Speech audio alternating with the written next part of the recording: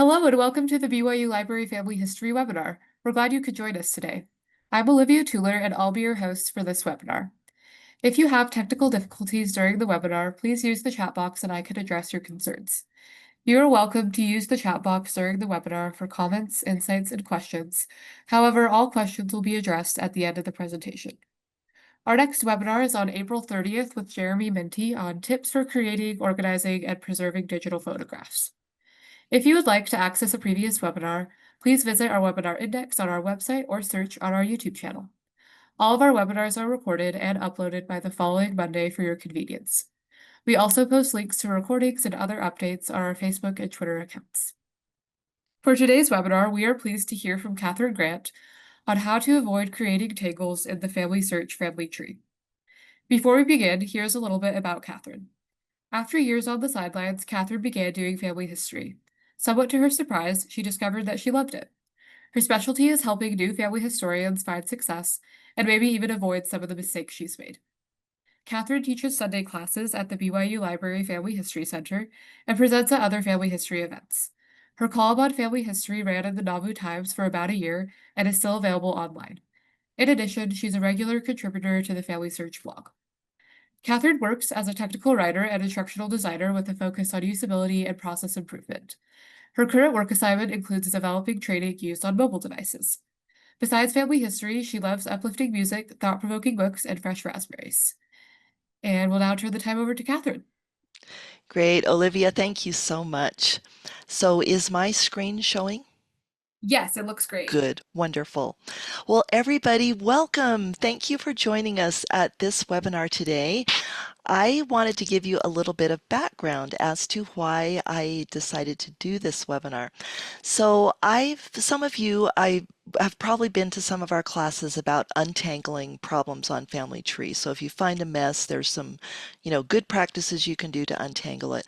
And I've had my share of tangles in Family Tree, probably like many of you have. But the other day, I went into Family Tree. My mom did a lot of family history before she died. And like all her life, she loved it. It was her big thing. And she did careful research, and a lot of her stuff ended up in Family Tree. And I had occasion to go back to one of the lines that she had worked on, and it was all messed up. And I wanted to cry. Like, it was harder for me to see my mom's work messed up than it was to see my own work messed up, because I think, my work, oh, what the heck, I'll just get in and clean it up. But I knew that my mom had put so much effort into this. And so seeing this tangle on her work, I just thought there's got to be a way.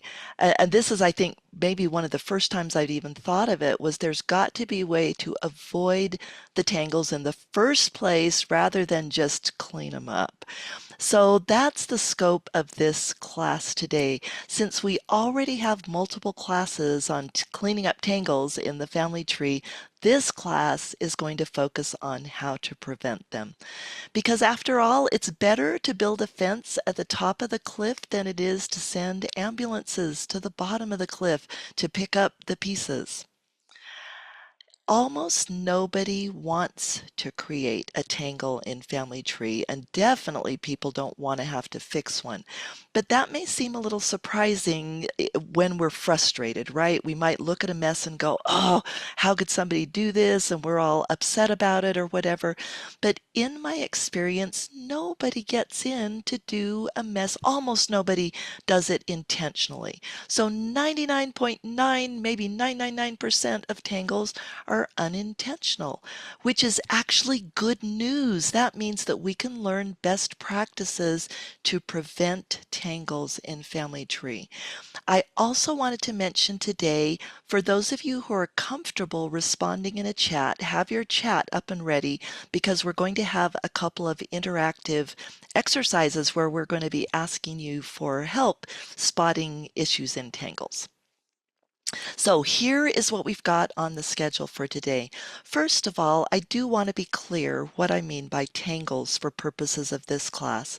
And then after we've established that, we will present 3 A's for stopping tangles before they start. And hopefully that will make it kind of easier to remember. So, first of all, what do we mean by tangles for purposes of this class? A tangle in family tree is a situation where a family has bad merges, incorrect relationships, and actual or incorrect duplicates, and often this happens over multiple generations.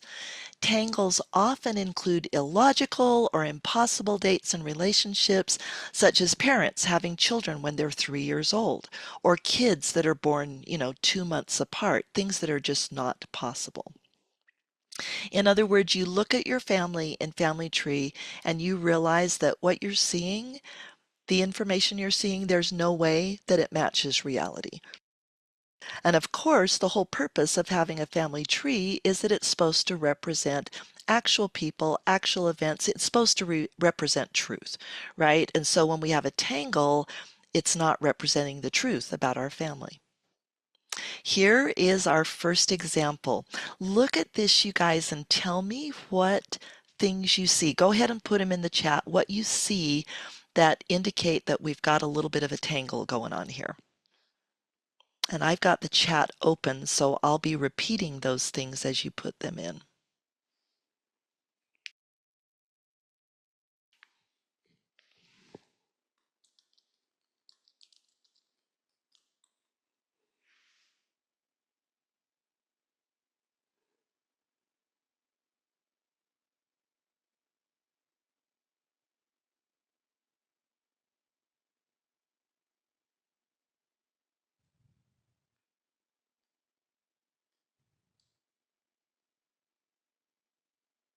Yep, the answers are coming in. So Terrell says a possible second wife and two Bertha daughters.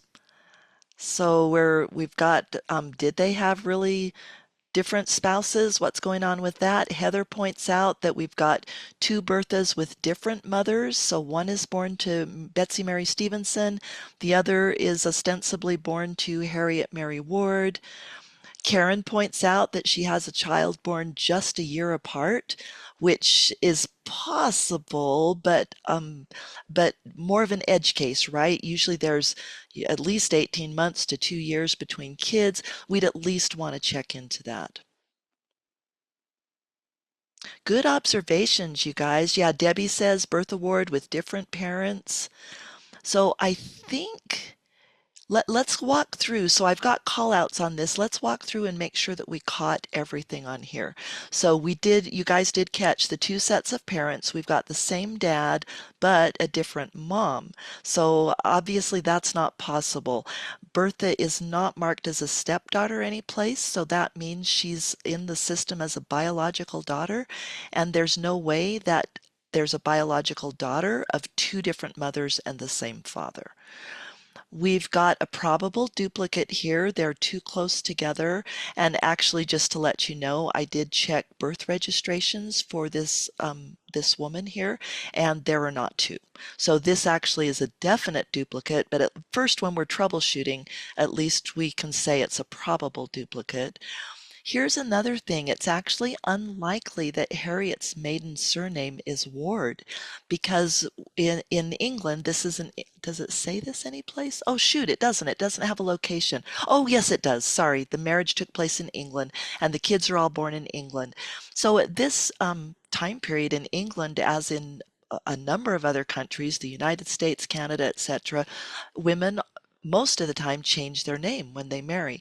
Now, could a Harriet Ward with a maiden name of Ward marry a guy with a surname of Ward? Yeah, it happens, but it's really an edge case, very unusual. So most likely that's not her right maiden surname. Why does that matter? Because the duplicate searching doesn't work as well if the surname is wrong. And then finally, we've got a couple of spelling variations here.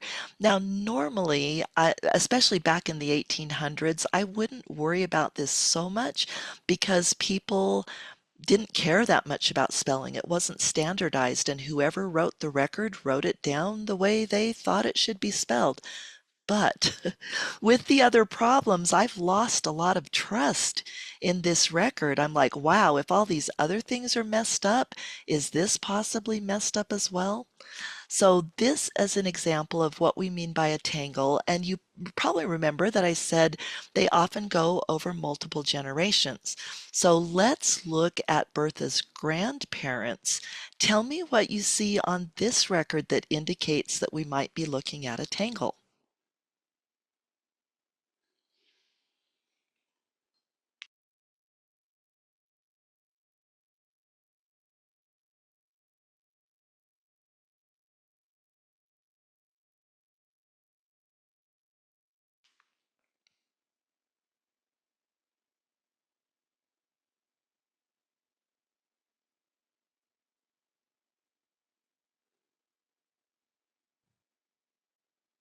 The children's last name, Debbie, you nailed it.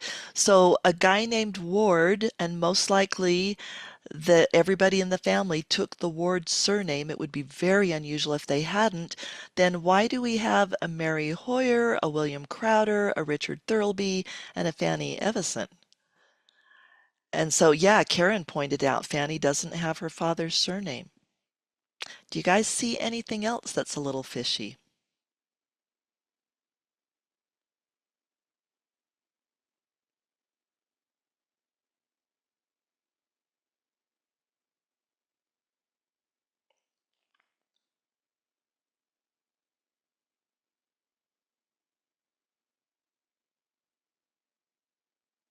Yep, Pat, you nailed it. Birth dates of parents to children. And Megan says there's a 13-year gap between Eliza and Fanny. So let's take a look at the problem here. We've got Jonathan, born in 1823. He gets married in 1847, but he's having a kid when he's 3 years old? Probably not.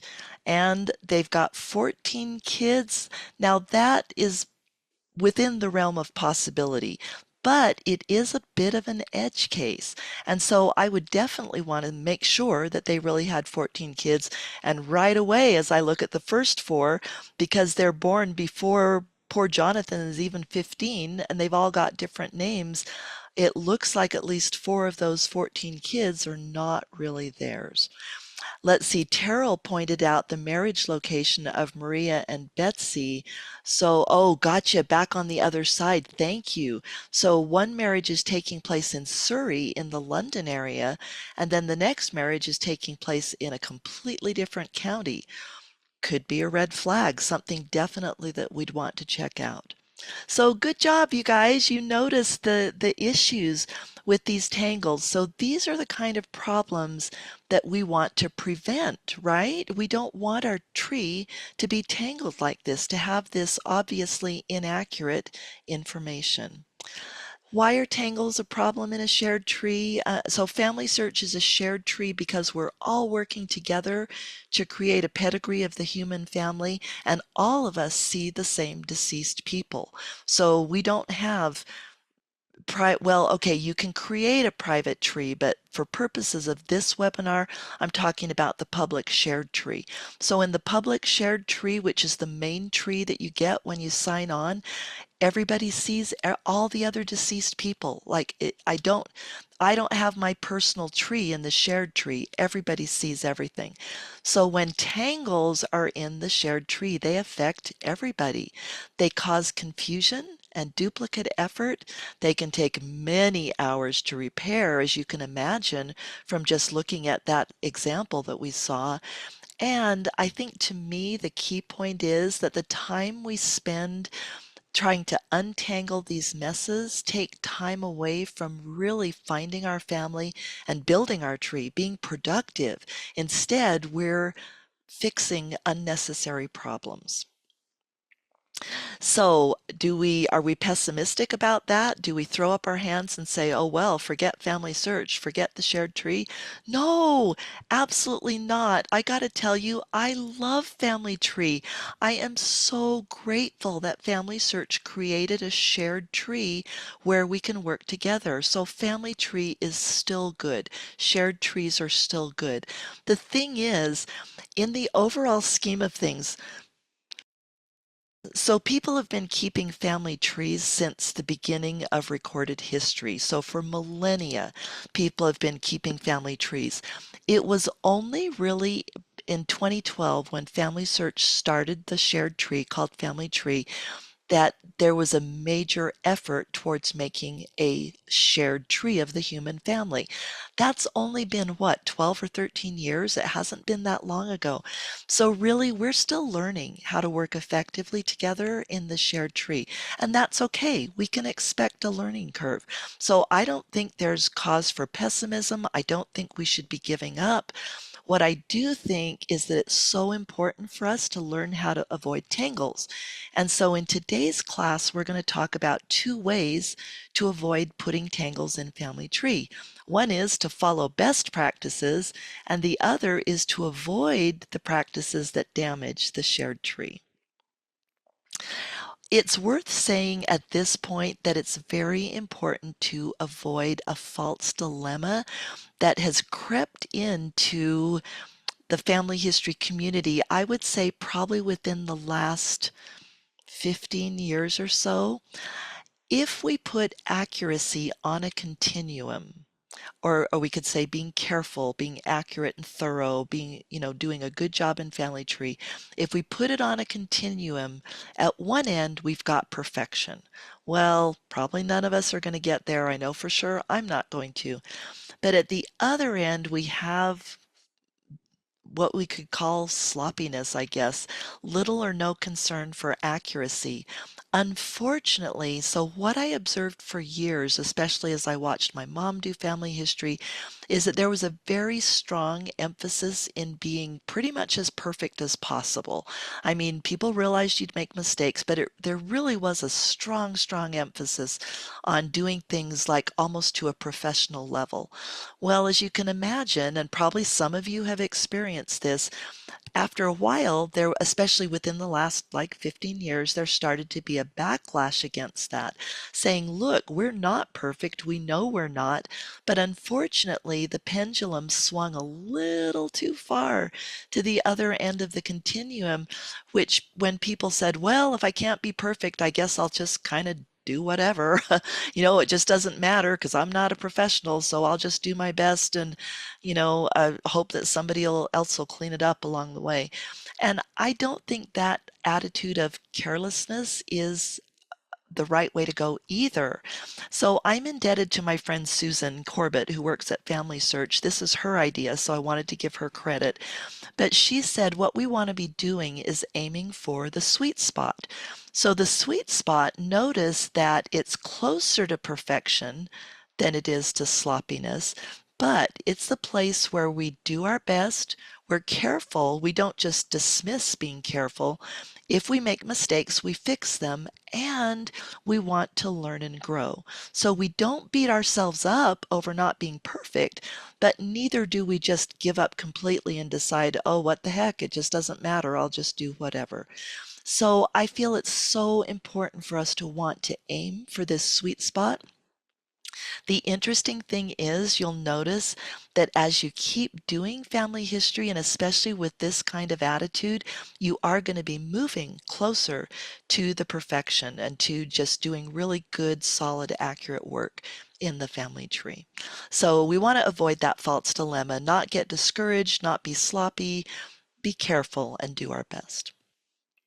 Okay, with that as background, let's talk about our three A's for stopping tangles before they start. These are the three A's: attitudes, assumptions, and approaches.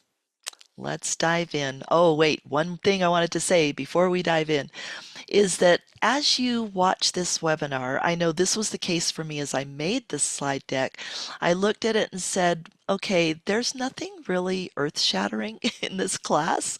Like, this is not going to be new or probably very surprising, most of it to most of you. Maybe there'll be a thing here and there that you might not have considered, but most of it you're going to go, yeah, that's pretty obvious. I was already aware of that.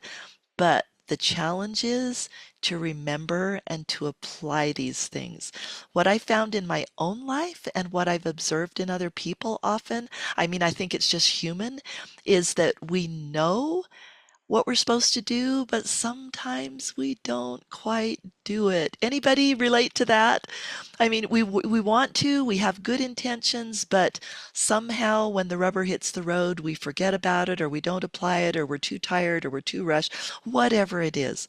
So the thing I hope that we get out of this class today is not so much to learn a lot of new stuff, but to become more committed to applying it in our family history work. So let's talk about attitudes first of all. What attitudes are likely to lead to tangles and which ones are likely to prevent them? Well, let's contrast some attitudes. And these are attitudes that I've observed over the years, both in myself and in people that I've helped. So we'll have the attitudes we want to avoid on the left and the contrasting better attitude on the right. So the first attitude that is very human, but that we want to avoid because it really does lead to tangles is pride. So the manifestations of pride that I have seen in Family Tree or in people working in Family Tree, the first one is a focus on high numbers, where that becomes the most important thing. I added so many people to Family Tree, 10,000 or a million or whatever it might be. I've also noticed that pride resists correction.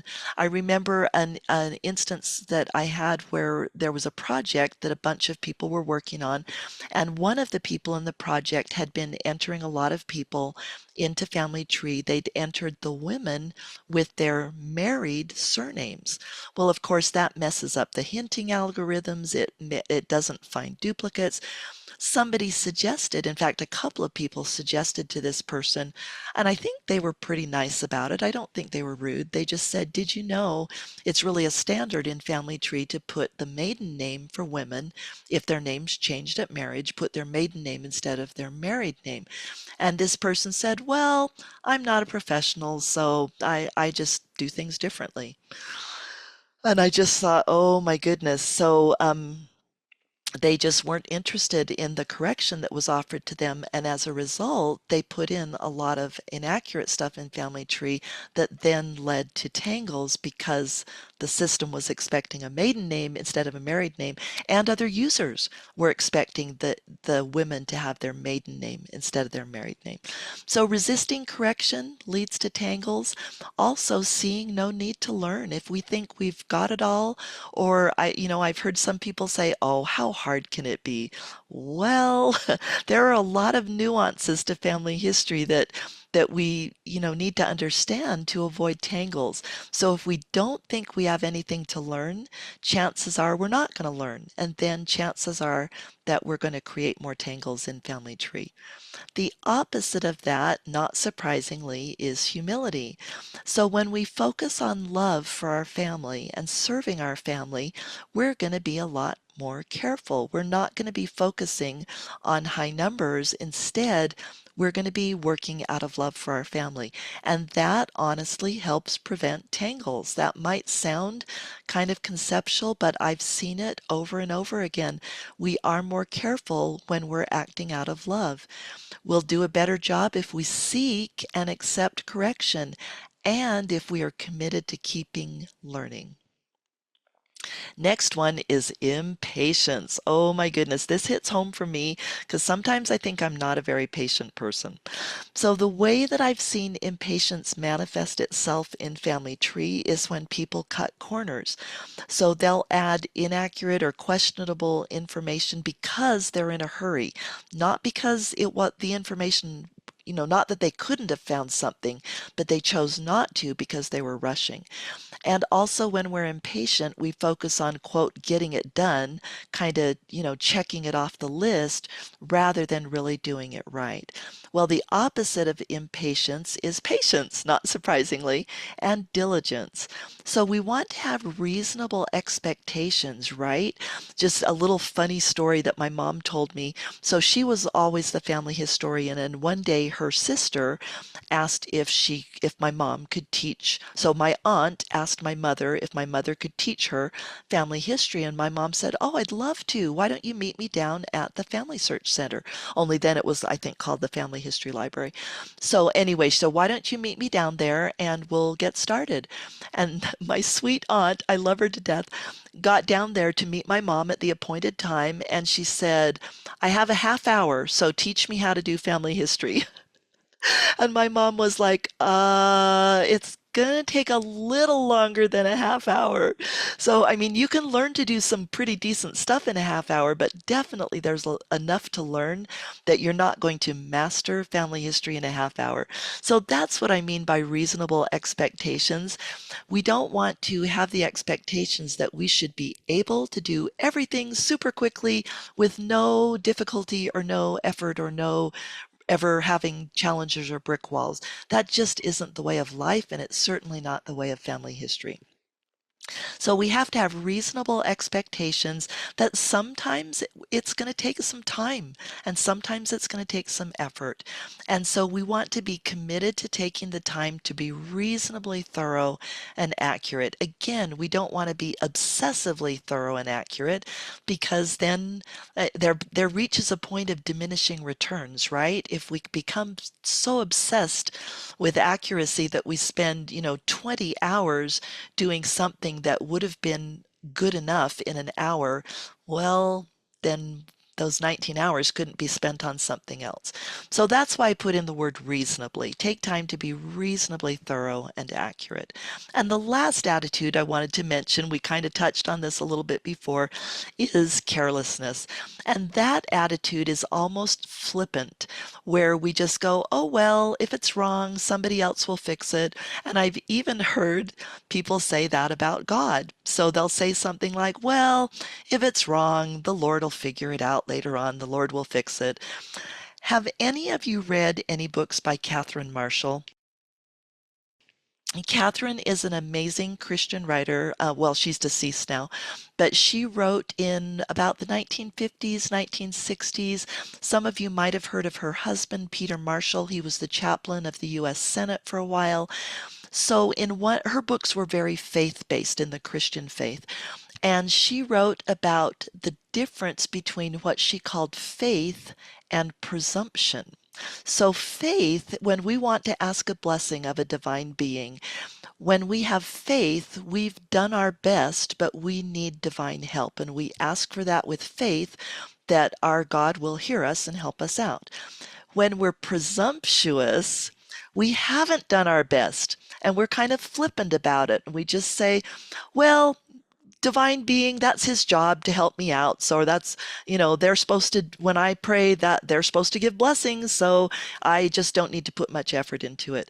So that's the kind of carelessness that I'm talking about, where we just kind of don't take responsibility and we don't feel like we need to take responsibility. That attitude has caused a fair number of problems and tangles in the shared tree. The opposite of that, not surprisingly, is to take responsibility. So even though we know we're not perfect, we strive to do our best and we think about how our actions will affect others. So we don't just leave a mess saying, oh, well, somebody or God will figure this out, but instead we try to really do what's best in the situation, taking into account how our actions and how that mess might affect other people who come to the tree. So those are probably the key attitudes that I've observed where these attitudes will lead to tangles, they encourage tangles, whereas these attitudes are the ones that help prevent and even repair tangles. But our focus here is on prevention. They definitely do help prevent. Okay, let's move to assumptions. What assumptions do we need to be aware of so that we can stop tangles before they start?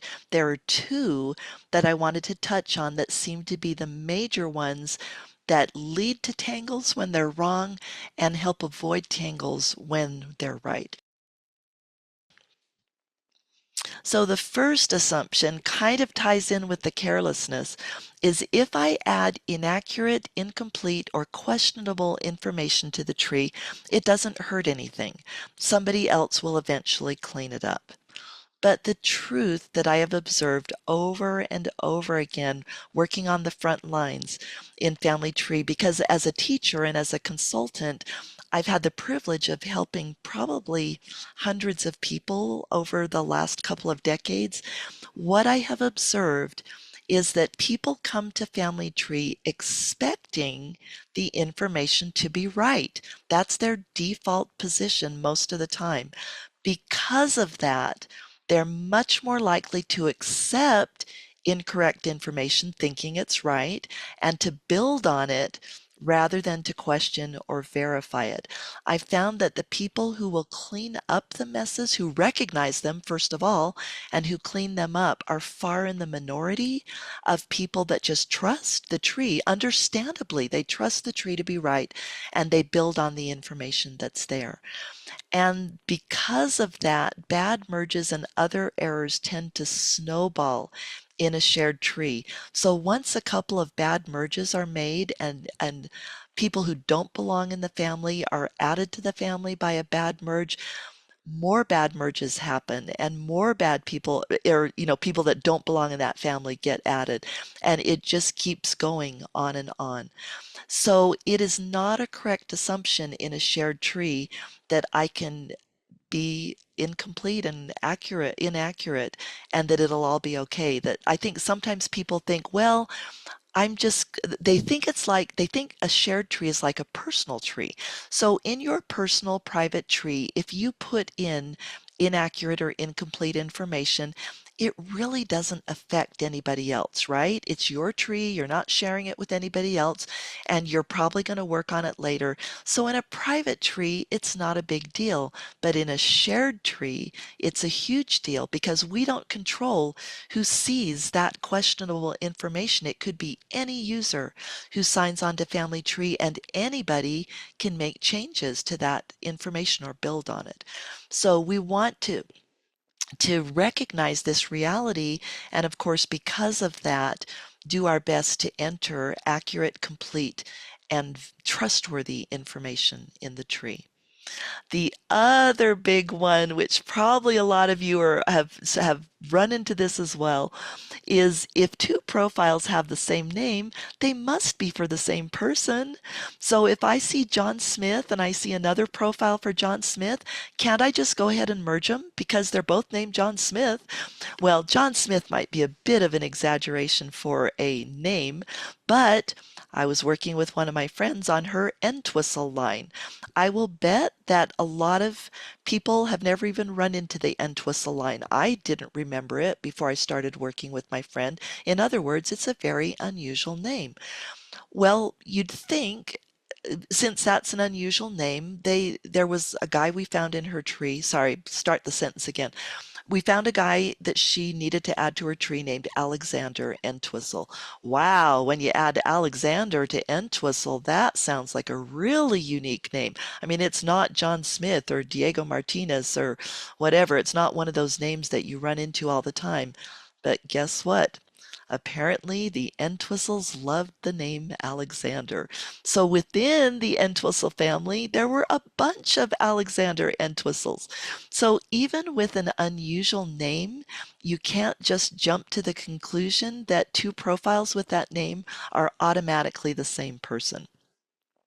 The thing I've noticed is that people tend to jump to the conclusion that the two profiles are the same when they only have very limited information. So maybe all they have is a name, or all they have is a name and a country, or something like that. So people tend to think, well, there's no more information available, so I'm just going to assume that they're the same person and I'm going to merge them. And that's when we get tangles. So the truth is, obviously, that many different people can have the same name, and we don't want to merge two profiles unless we're certain they're for the same person. And if they don't have enough information, then we need to do more research. Or if we don't want to tackle that, it's actually better to leave them alone than it is to do a bad merge. The, in the interest of time, we're not going into a whole lot of more detail about how to deal with profiles that have the same name, but we've got a whole class on it. At the end of this webinar, I will put a link to this presentation in the chat. It's just in Google Slides. So you'll be able to get to this page in the slide, or this slide in the slide deck, and just click the link and go to the class if you're interested. Okay, let's talk about our last A, which is approaches. Which approaches promote tangles, which is what we don't want, and which approaches help prevent them.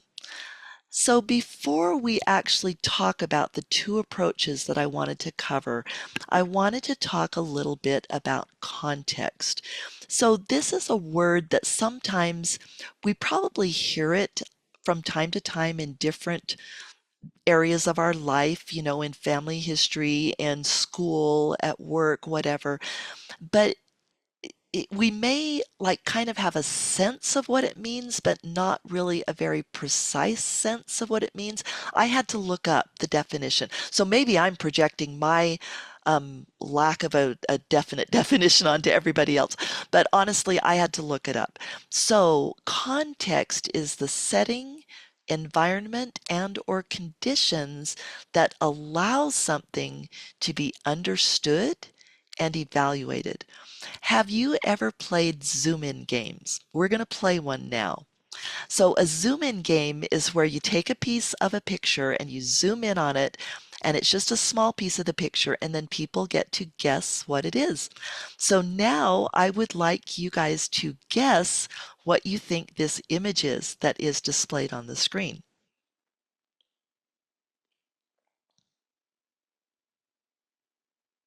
Cantaloupe. Good, Debbie. Awesome. A dinner plate, Karen says. Good guesses. A mushroom growing on a tree in a forest. I like that, Terrell. I hadn't thought of that. A tombstone. Allison, yes. These are great guesses.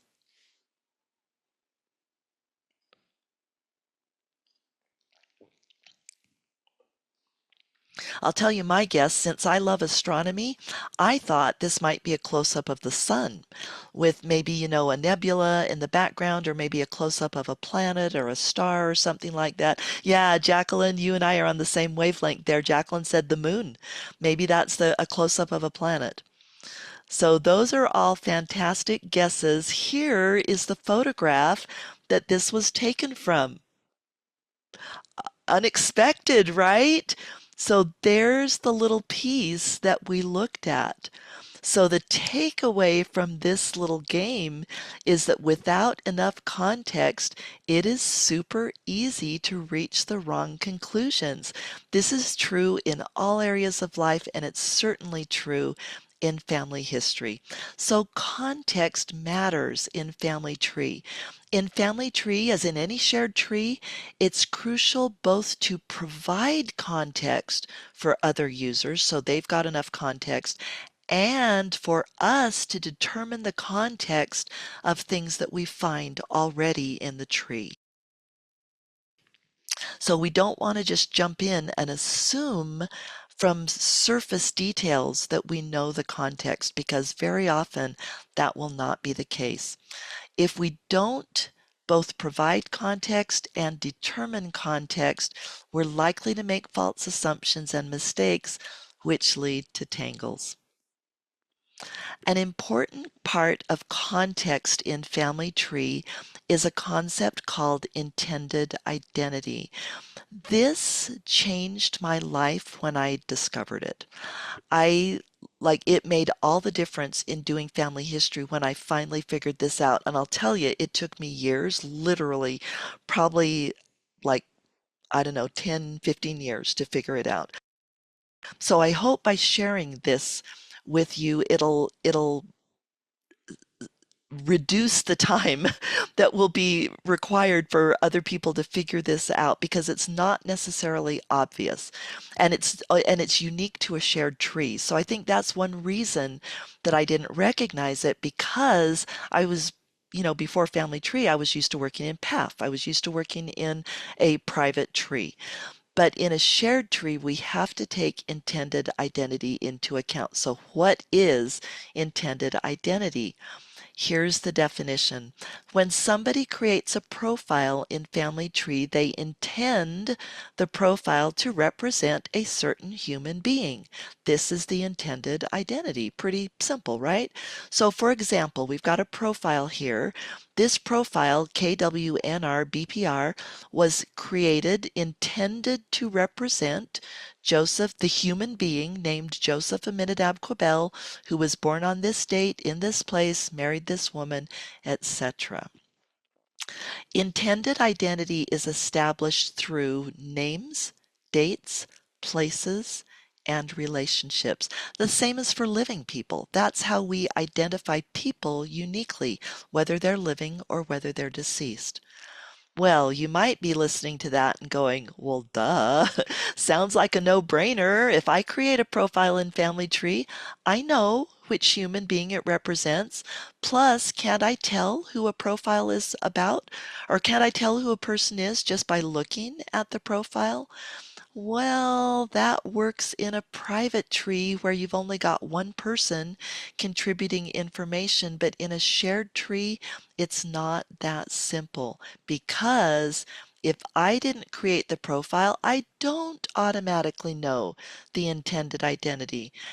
And the reason we don't automatically know is that intended identity can be changed through edits, through incorrect merges, etc.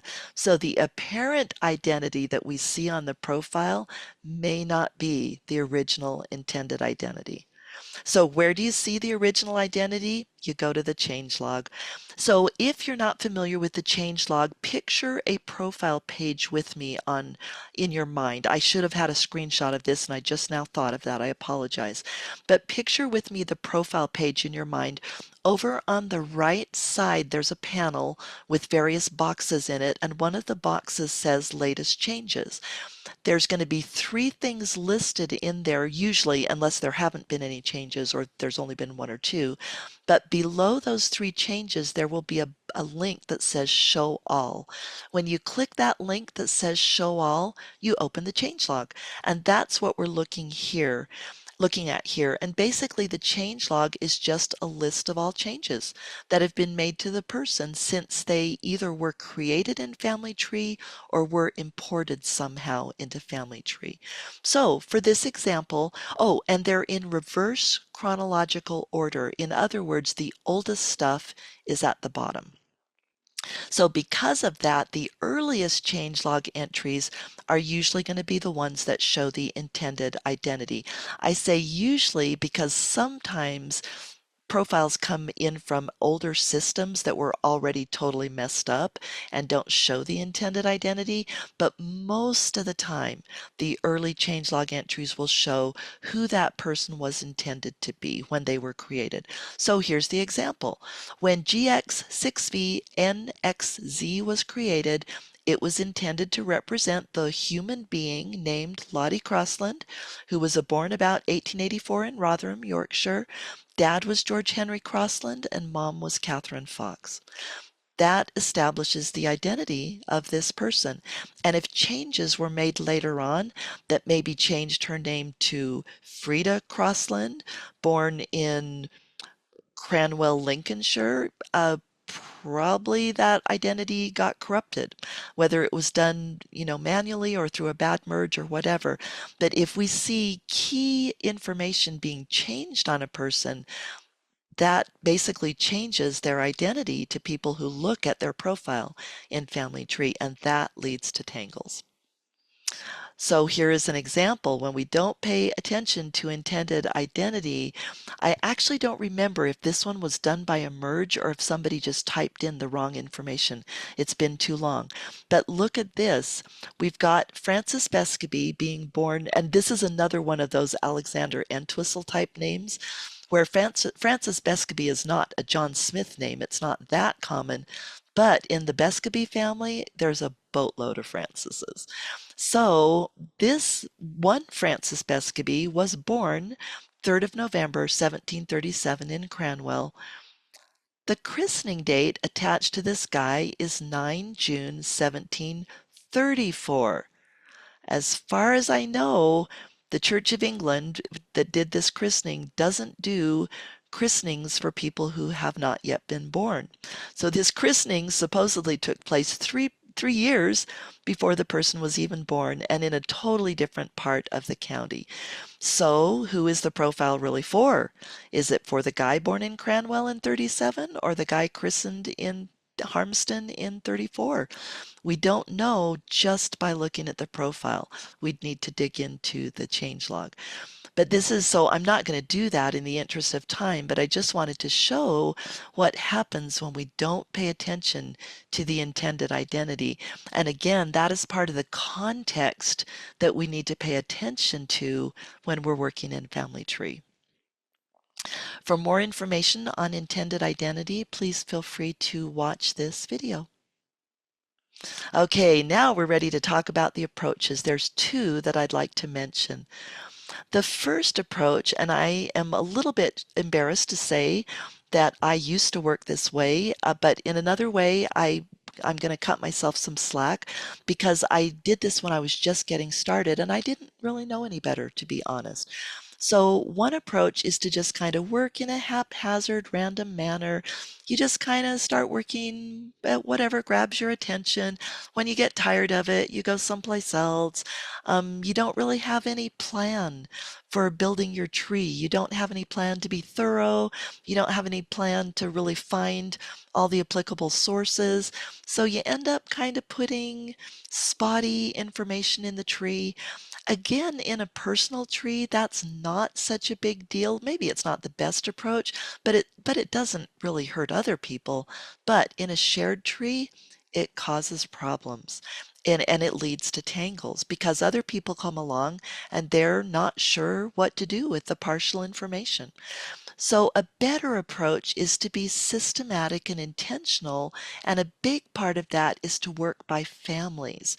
So, get the parents and all the kids and attach sources to the parents and all the kids before moving on someplace else. That is a wonderful way to prevent tangles because the better profiles are documented as far as their information in their relationships, the less likely they are to be part of a tangle, and also be accurate and be reasonably complete when you work on those people. The other approach that is not a good approach that because it leads to tangles is to add disconnected people or fragments. And we're going to be talking about that in a little bit more detail because fragments are such a problem in Family Tree right now. The opposite of that approach is to build the tree from the tree and then also learn to recognize and analyze fragments. We kind of alluded to that earlier. It takes some skill to figure out what to do with a fragment. And once you've analyzed it and you know the intended identity, you know who those people really are, then it's easier to join them to the correct place in a bigger tree, and it's also easier to merge duplicates correctly.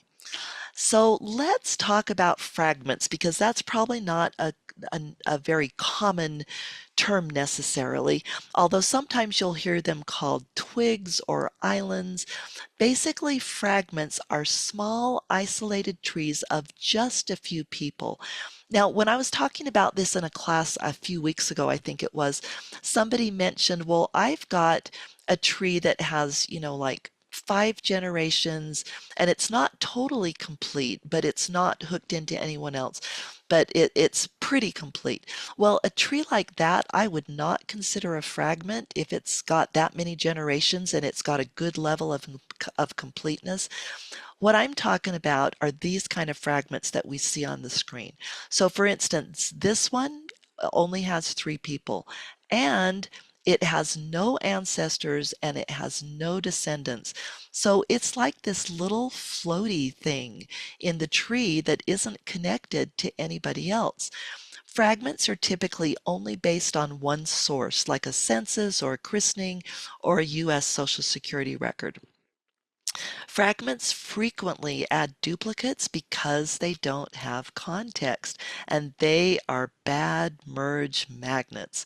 And we're going to look at some examples of those. But that's a big reason not to add fragments to the tree because since they lack context, people tend to merge them incorrectly.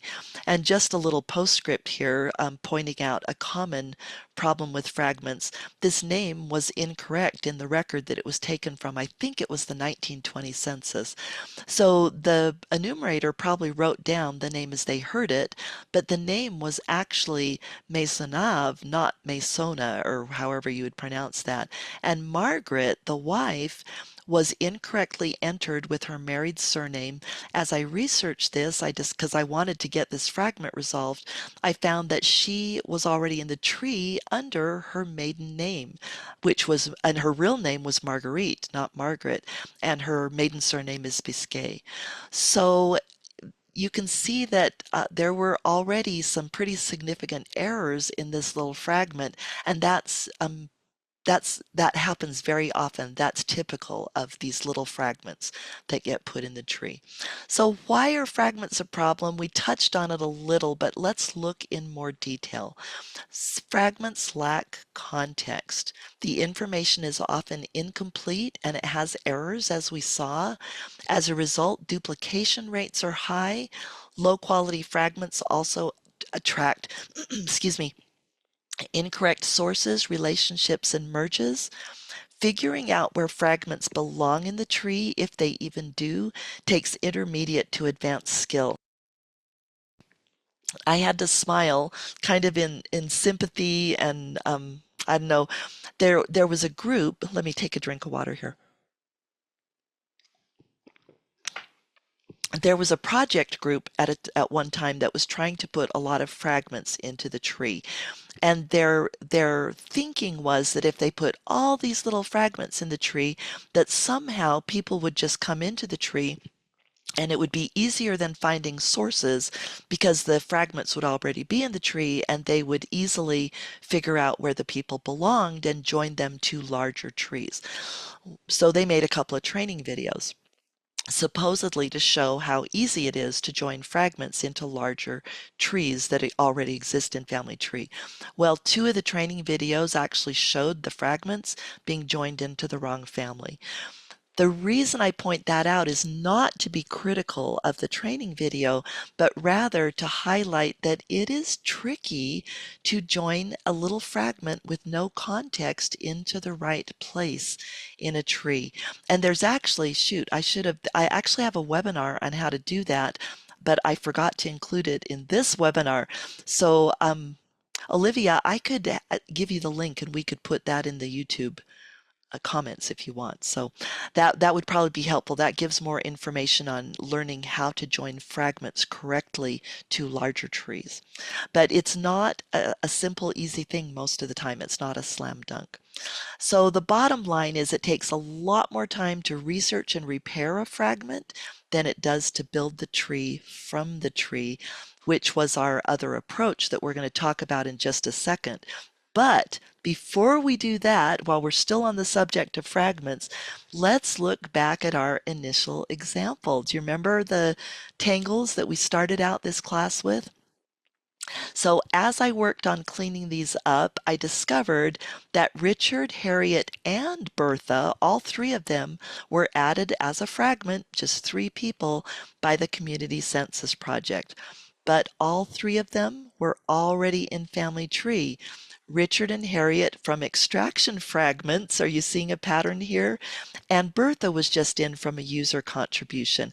And I actually didn't delve into hers enough to see if it was a fragment, so I don't know. Hers might have just been an addition to an existing tree.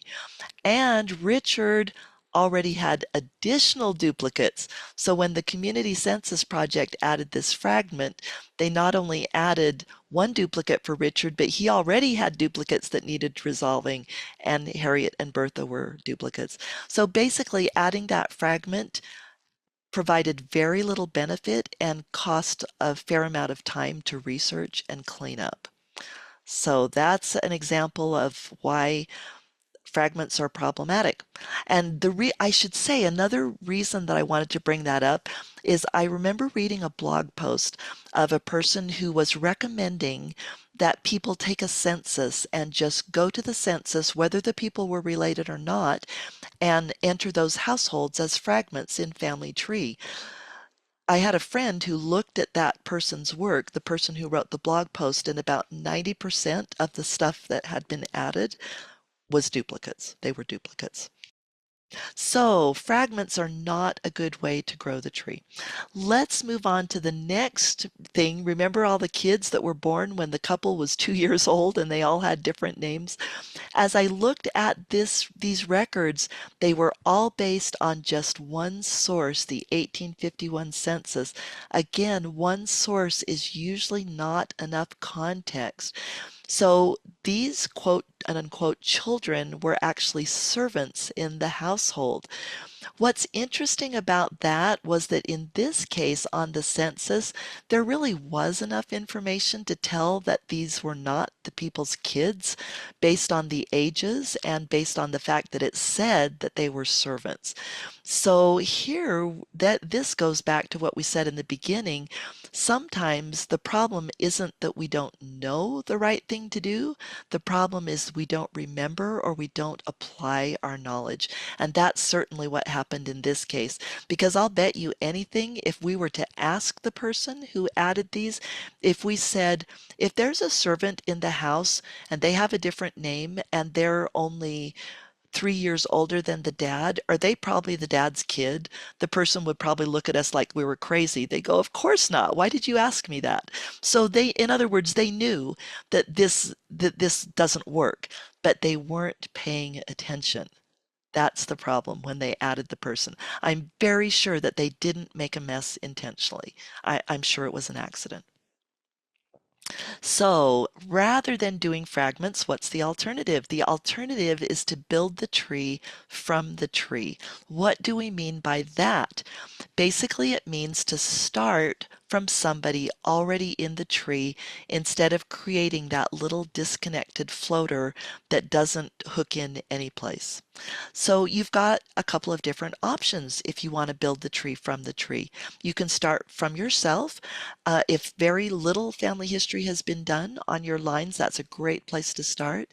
If you've got like, 4 or 5 generations back, so obviously you wouldn't be starting with yourself, you can start from an ancestor and go back further.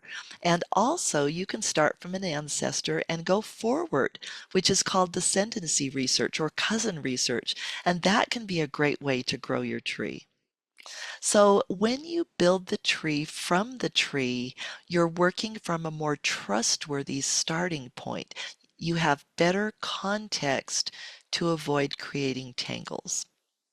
So let's end our webinar today by giving an example of applying the principles that we've been talking about today. So one place that can be tempting to add people without context is in the source linker. So I was working on my William Gunton, on my Gunton line, and here's William Gunton, and I was very confident that this census record was for him. And he had been married before, but by 1911 he was getting up in years, and he had a different wife than I was aware of and some different kids. Now, it could have been tempting for me to just go attach, add, add, add, add, slam dunk. We now suddenly have his next wife and all their kids. Wow, how simple was that? But there isn't enough context here, and you'd be surprised how often this happens. I remember talking with someone who looked at a similar situation to this, and they just said, well, I don't see any reason not to move ahead. I don't see any problems. And that is true. The problems are not obvious here because there's not enough context. Here is the context. When I did a little more checking, I discovered that Elizabeth's maiden name, not surprisingly, is not Gunton. It's actually Eltz. And before she married William, she was married to a guy named William Cross. Now, I have to say, as a tangent, that was kind of convenient because both her husbands were named William, so she never had to worry about calling her new husband by the wrong name. So that was a good thing. But anyway, she had been married before to another William Cross, and the kids that show up with William's surname are not his kids. And Elizabeth, Mabel, and Clifford are already in family tree with Dad William. So adding them without looking for context would have created duplicates for Elizabeth, Mabel, and Clifford with the wrong surnames for all three of them, and it would have put Mabel, Clifford, and Florrie, the other daughter, there with the wrong father. But because we looked for context here, we were able to avoid creating a tangle in Family Tree. So we are at the end of our webinar today. You guys, thank you so much for coming. By way of summary, we just talked about what tangles are. We gave a definition and some examples, and then we talked about the 3 A's of stopping tangles before they start, which are attitude, assumptions, and approaches. And then finally, the key is to remember and to apply these 3 A's. So thanks so much for joining us. And Olivia, do we have any questions that we need to address? No, I don't think we have any questions yet. We did have a comment from Pat. They said, I ran into a family with 32 children. Someone had Oh, listed all the people at the funeral as children of the couple. oh gosh. Oh my goodness, Pat. That would have been interesting to try and untangle that and try and get those people in the right place. My goodness. Thanks for that fun comment. It probably wasn't so fun as you were cleaning it up, but that is kind of humorous. Okay, you guys, if we don't have any other questions or comments, I will stop sharing and turn the time back over to Olivia. Thanks for coming, everybody. Okay, perfect. Thank you so much, Kathryn. You bet.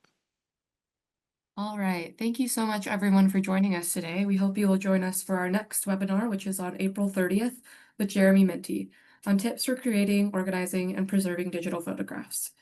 A recording of this webinar will be made available next week. You can view that on our YouTube channel or on our website. If you have any comments or questions, you can always email us at fh_webinars@byu.edu or follow us on Facebook and Twitter. Thank you and have a wonderful week.